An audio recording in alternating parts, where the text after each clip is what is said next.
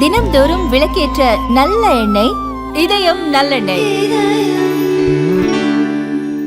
செம்மல் வ.உ. சிதம்பரனாரின் 154வது பிறந்த நாள் விழா காங்கிரஸ் பேரியக்கத்தின் சார்பாக அவருக்கு புகழஞ்சலியும் மலரஞ்சலியும் செலுத்தப்பட்டிருக்கிறது. அதே போன்று சர்வப்பள்ளி ராதாகிருஷ்ணன் மேனாள் குடியரசுத் தலைவருடைய பிறந்தநாள் விழாவும் இன்று மலரஞ்சலியோடு கொண்டாடப்படுகிறது. 137வது ஆண்டு பிறந்தநாள் விழா. செக்கிழுத்த செம்மல் வ.உ.சி. உங்களுக்கு தெரியும், இந்த தேச நலனுக்காக, நாட்டோட விடுதலைக்காக, எல்லோரும் சுதந்திர காற்றை சுவாசிக்க வேண்டும் என்ற அடிப்படையில் தன்னுடைய வாழ்க்கை மட்டுமல்ல, தன்னுடைய குடும்பத்தினுடைய வாழ்க்கையை தியாகம் செய்த ஒரு மாமனிதர். பிரிட்டிஷ்காரர் பீரியடில் அவர் சுதந்திர போராட்டத்திற்காக போராடிய வரலாறுகள் எல்லாம் இந்த தலைமுறை மீண்டும் மீண்டும் மீண்டும் படிக்க வேண்டும்.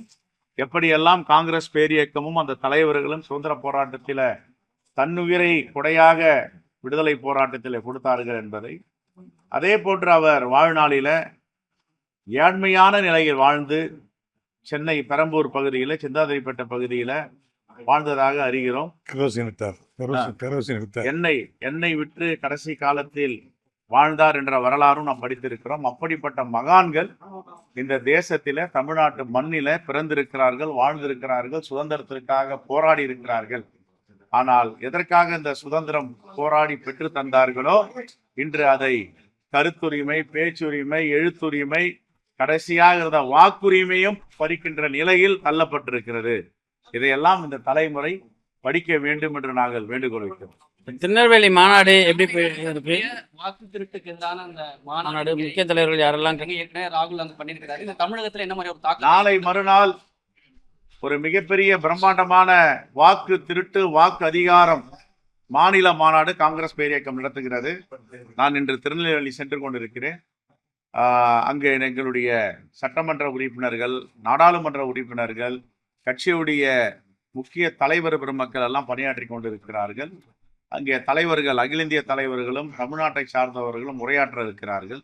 இந்த மாநாடு என்பது தமிழ்நாட்டின் மிகவும் ஒரு திருப்புமுனை மாநாடாக அமையும்.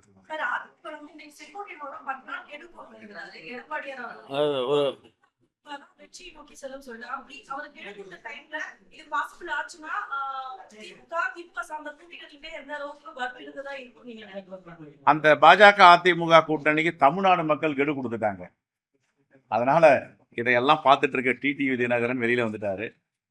தமிழ்நாட்டு மக்கள் அந்த கூட்டணிக்கு கெடு கொடுத்துருக்கிறதுனால இன்னைக்கு செங்கோட்டையன் பேசியிருக்காரு, ஓபிஎஸ் வெளியில வந்துட்டாரு. இன்னும் யார் யார் வெளியே வர போறாங்கன்னு தெரியல. அது மூழ்கின்ற கப்பல், அந்த கப்பலில் ஏறினால் முழுகி விடுவோம் என்று ஒவ்வொருவராக ஒரு காரணங்களை சொல்லி வெளியே வருகிறார்கள். தமிழ்நாட்டு மக்கள் ஒருபோதும் பாஜக அதிமுக கூட்டணியை ஏற்க மாட்டார்கள். இது யதார்த்தமான உண்மை.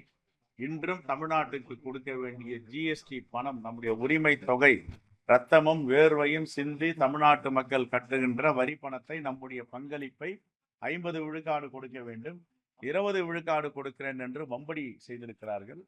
அதே போன்று பேரிடர் நிதி கொடுக்கவில்லை.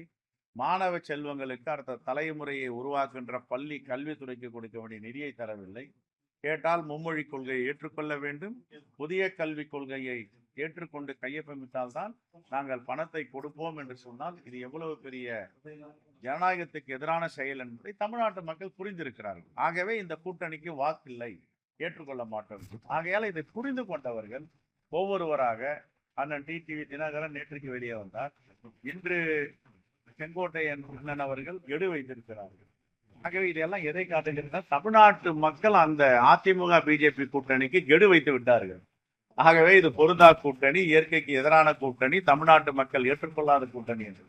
ஆகவே ஒவ்வொருவராக இது மூழ்கின்ற கப்பலில் நாம் ஏறவும் வேண்டாம், அதில் பயணம் செய்யவே வேண்டாமோ ஒவ்வொருவராக இறங்கி கொண்டிருக்கிறார்கள். போக போக தெரியும். இந்த உட்கட்சி பிரச்சனைக்கும் பாஜக டெல்லி தலைமை தான் காரணம் அப்படிங்கிற அரசியல் பேசுறாங்க. பாஜக எங்க உறவாடுறாங்களோ உறவாடி கெடுக்கும் ஒரு கட்சி தான் பாஜக. அதுக்கு பல முன்னுதாரணங்கள் இருக்கு. நீங்க சந்திரபாபு நாயுடு கிட்ட கடந்த காலங்களில் கூட்டணி இருக்கும்போது அவங்களுடைய நாடாளுமன்ற உறுப்பினர்கள், மாநிலங்களவை உறுப்பினர்கள் ரைடு பண்ணி சார்ஜ் ஷீட் லெவலுக்கு போயிட்டு, அதுக்கப்புறம் கட்சியில சேர்ந்த ரமேஷ் சௌத்ரி நாடாளுமன்ற உறுப்பினர் பேரை நினைவு இருக்கும். இவங்கெல்லாம் பாஜக சேர்ந்த உடனே அவங்க வாஷிங் மிஷின்ல போட்டு வெண்மையாக்கி புனிதவன்களாக கங்கையில குளிக்க வச்சு சேர்த்துட்டாங்க. வழக்குகளே கிடையாது. அந்த கட்சியை உடைச்சாங்க.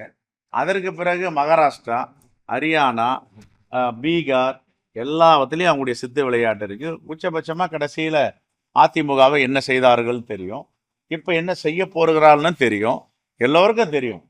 ஆகவே வீழ்த்து கொள்ள வேண்டும். வீழ்த்து கொண்டவர்கள் பிழைத்து கொள்ளுவார்கள். வீழ்த்து கொள்ளவில்லை என்றால் அரசியலில் பிழைக்க மாட்டார்கள். ஆகவே வீழ்த்து கொள்ள வேண்டும் பாஜகவிடம் என்றுதான் எங்களுடைய வேண்டுகோள். அமெரிக்க அரசு 50% இந்திய மக்கள் மீது வரி போட்டால தமிழகத்திலே வந்து பெரும்பாலான பாதிப்பு இருக்கு. மத்திய அரசு ஒரு அடுத்தவங்களுக்கு நடவடிக்கை எடுக்கணும் அப்படின்றது ஒரு மறுப்பு இருந்தாலுமே காங்கிரஸ் கட்சி இந்த வலிமையை எதிர்க்கணும் என்ன நடவடிக்கை எடுக்க இருக்கிறாங்க? இல்ல, இவங்க அமெரிக்காவுக்கும் இந்தியாவுக்கும் என்ன பிரச்சனை? 50 விழுக்காடு ட்ரம்ப் என்ன சொன்னாரு? நீ ரஷ்யாவோட என்ன வாங்கக்கூடாது, ரஷ்யாவோட நீ கச்சா ஆயில் வாங்கினீங்கன்னா நான் வரி விதிப்பேன், ட்ரேட் அக்ரிமெண்ட்டை நீ மீறுறேன்னு சொன்னார். ஆனா இவங்க என்ன சொல்றாங்க? ரஷ்யால மலிவா கிடைக்குது வாங்குறேன். நான் ரஷ்யால மலிவா கிடைக்குது கச்சா எண்ணெய் வாங்குறேன். அது யாருக்காக வாங்குனீங்க? அரசுக்காகவா அம்பானிக்காகவா? அம்பானிக்கு மிகவும் மலிவா வாங்கி தரீங்க. சரி, அம்பானியுடைய ஜாம் நகர்ல இருக்க ரெஃபைனரி ஆயிலுடைய சென்ட்ரல்ல இருந்து ஏதாவது விலை கம்மியா விற்கிறாரா இந்திய மக்களுக்கு? 20 ரூபா குறைச்சிருக்காரா? மலிவான விலையில வாங்குறா, ஒரு லிட்டருக்கு 20 ரூபா 30 ரூபா குறைச்சிருக்கணும். அப்ப மலிவுன்னா என்ன மலிவு? அது யாருக்கான மலிவு? அப்போ இந்திய மக்கள் இப்பொழுது கரூர் மாவட்டம், கோயம்புத்தூர், நாமக்கல், திருப்பூர் எல்லாம் பின்னலாடை தொழில்கள் சுத்தமா நடிஞ்சு போச்சு. ஏற்கனவே எம்எஸ்எம்இ க்ளோஸ் பண்ணிட்டாங்க. இப்போ இந்த வரி விதிப்பு மூலமா ஏற்றுமதி தடைபடுது. குறிப்பா இன்னைக்கு தூத்துக்குடி துறைமுகம், சென்னை துறைமுகம், காட்டுப்பள்ளி துறைமுகம்லாம் ஏற்றுமதி வந்து ரொம்ப மந்தமா இருக்கு. கண்டெய்னர்லாம் சரியா ஏறதில்லைன்றாங்க. நாங்க அப்பவே சொன்னோம் 40 விழுக்காடு ஜிஎஸ்டி நம்முடைய நாட்டுக்கு பொருந்தாதது, யூரோப்பியர்களுக்கு பொருந்தும், ஐரோப்பியர்களுக்கு பொருந்தோம். இல்ல 40 விழுக்காடு நான் கொண்டாடுவோம். நாங்க இப்ப என்ன பண்ணாங்க? மக்களிடம் கடன் சுமை ஏறி போச்சு, இருப்பு சேமிப்பு குறைஞ்சி போச்சு, இந்தியாவுடைய பொருளாதாரம் மங்குதுன்னு இப்ப 18% ரிவர்ஸ் ஆகுறாங்க. இதை சொன்னது யாரு? எங்களுடைய தலைவர் ராகுல் காந்தி சொன்னார். மேனாள் நிதியமைச்சர் திரு ப சிதம்பரம் அவர்கள் சொன்னார்கள். அப்ப நீங்க கேட்கல. இப்ப வந்து 18 விழுக்காடு தீபாவளி பரிசு கொடுக்க போறோன்றீங்க. அப்ப காங்கிரஸ் இந்த மக்கள் மீது 10 ஆண்டுகளுக்கு பிறகு ஆபத்து வரும் என்றால் அது முன்னே கண்காணித்து கணிச்சு சொல்ற ஒரு மாபெரும் இயக்கம் தான் காங்கிரஸ். அதனுடைய தலைவர் தான் ராகுல் காந்தி.